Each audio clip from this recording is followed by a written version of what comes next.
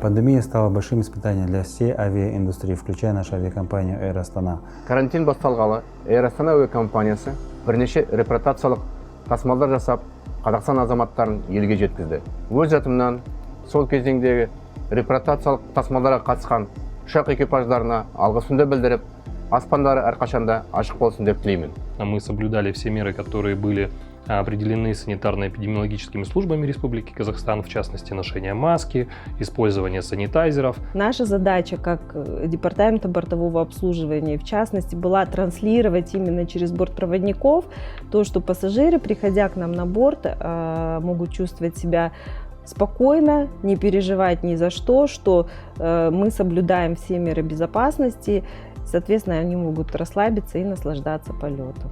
Во время карантина мы получили более 40 тысяч заявок на перебронирование или возврат. К сожалению, во время локдауна работа всех офисов продаж, в том числе Алматы и Нур-Султане, была приостановлена. Однако наши сотрудники круглосуточно помогали пассажирам из дома. This has been the busiest year ever for engineering and maintenance.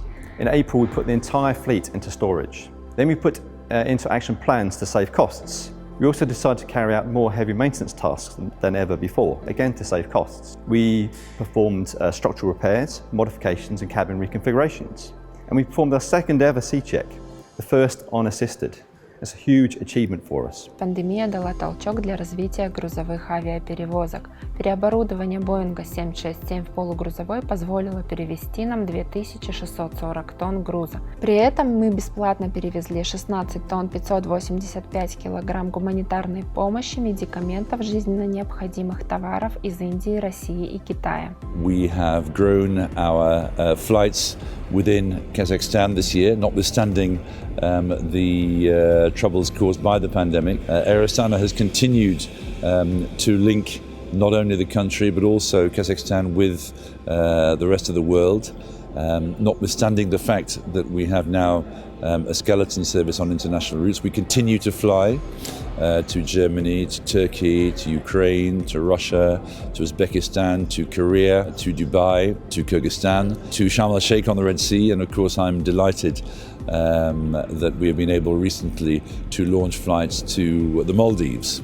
So I'd like to thank all of our customers, of course, for continuing to support us through these difficult times. That support has been absolutely crucial to us. And I think I'd particularly like to thank my own colleagues who have made significant sacrifices at all levels. And as we look forward to 2021, we look forward hopefully to better times. Thank you, God bless, best of luck.